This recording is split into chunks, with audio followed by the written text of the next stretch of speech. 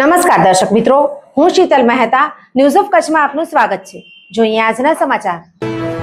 ભરણ પોષણ ક્યારે મળે અને ક્યારે ન મળે તે બાબતે કાયદામાં શું વ્યવસ્થા છે તેની સમજ કચ્છના પ્રખ્યાત એડવોકેટ દેવાયત બારોટે આપી. ભરણ પોષણ સંબંધે અનેક કાયદાઓ છે.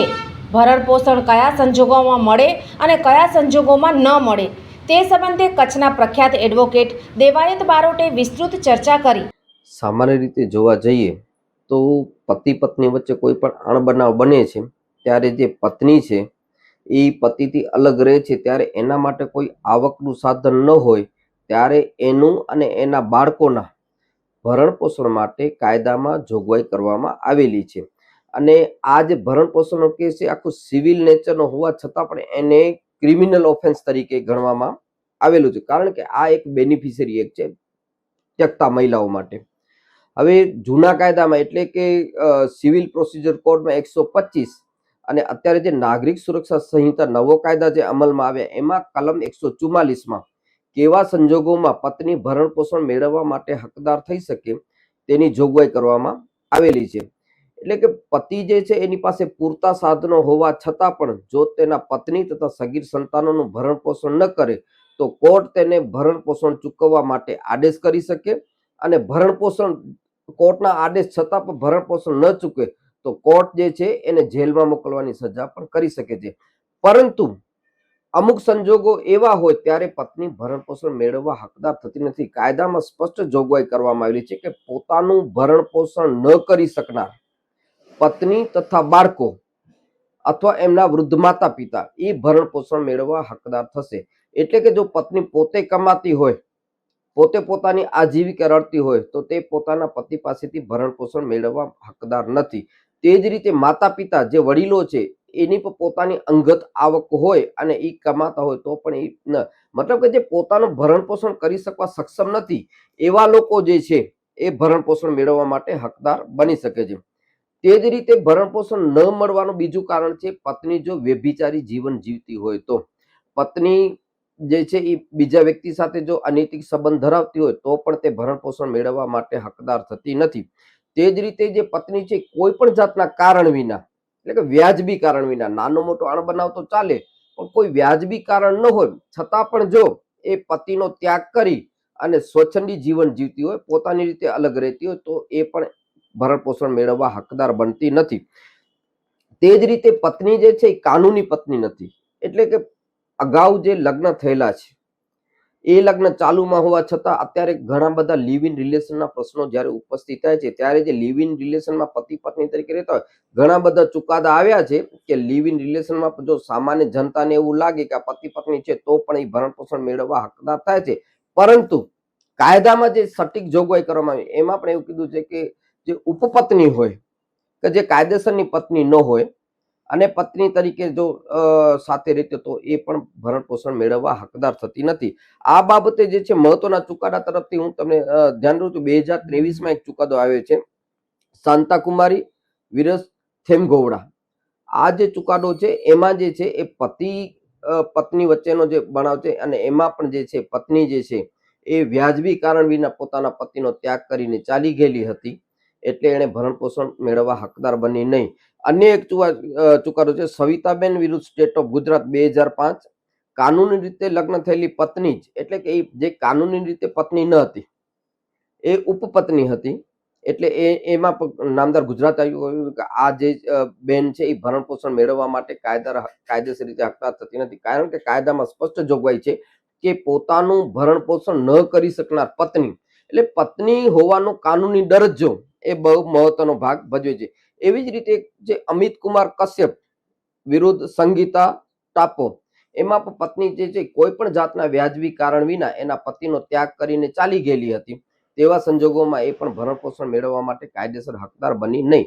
એટલે કે આ જો કારણો હોય અને એ કારણો જો આપણે સાબિત કરી શકીએ તો એ ભરણ પોષણ આપવા માટે પતિની જવાબદારી થતી નથી. આ પ્રમાણેના અલગ અલગ ચુકાદાઓ છે અને કાયદો પણ એ પ્રમાણે એકદમ સ્પષ્ટ છે અને એ પ્રમાણે જે છે અત્યારે કોર્ટો ચાલી રહી છે. પ્રશ્ન એ થાય છે ઉપપત્નીની પહેલા ચર્ચા કરી લઈ કે ઉપપત્નીને ભલે ભરણ પોષણ કે સુપ્રીમ કોર્ટે પણ હમણાં એની વાત ક્લિયર કરી દીધી થોડા સમય પહેલા તો એના થયેલા બાળકોનું શું હોય, એને કોણ મેન્ટેન કરે?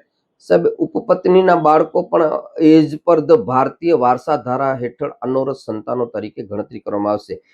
એના જે ઉપપત્ની છે એના પતિની મિલકતમાં એના અનોરથ સંતાનોનો કોઈ હક ભાગ થશે નહીં. એ મિલકત માટે કોઈ ટાઇટલ ધરાવી શકશે નહીં અને એમને પણ કોઈ રાઈટ ટાઇટલ મળતા નથી. એટલે લગ્નનો દરજ્જો એ આ ભરણ પોષણના કેસ અને અનોરથ સંતાનોની બાબતમાં ખૂબ મહત્વનો બની જાય છે કે લગ્નનો દરજ્જો હોવું એ ખૂબ જરૂરી બની જાય, તો જ એની મિલકતમાં, એના વારસોમાં એના હકદાર થઈ શકે. પણ સાહેબ, નાનું હોય ત્યારે મેન્ટેનન્સ મળે કે કેમ? ચાલો એને મિલકતમાં તમે ભાગ નથી, તમારું બાળક છે તો એને ઉછેરો, એના અભ્યાસ માટે, એના હેલ્થ માટે જ્યાં સુધી પગભર ન થાય. આમ તો કાયદામાં અત્યારે જોગવાઈ છે કે અનોરથ સંતાનો જ્યારે એ પિતા તરીકેનો જો સ્વીકાર થતો હોય કે આ બાળકો મારા જ છે, તો એક એઝ પર ધ લો એ ભરણ પોષણ મેળવવા માટે હકદાર થઈ શકે છે. પણ એમને કાયદેસરના પિતા તરીકેનો દરજ્જો આમાં મળી શકતો નથી. ભરણ પોષણ જો એ પિતા તરીકે સ્વીકારતો કે હા આ મારી ઉપપત્ની છે અને આ બાળકો જે છે એ મારા જ છે, તો એ ભરણ પોષણ એનું કરવા માટે જવાબદાર થાય છે. પણ એમને પિતા તરીકેનો દરજ્જો કે કાયદેસરના સંતાનો તરીકેનો દરજ્જો પ્રાપ્ત થઈ શકતો નથી. કાયદેસરની પત્ની છે, એને છોડીને ચાલી ગઈ છે, એક નાનું એની સાથે બાળક છે, પત્ની કમાય છે, તો બાળકના મેન્ટેનન્સ માટે પિતા જવાબદાર કે નહીં? ચોક્કસ જવાબદાર છે.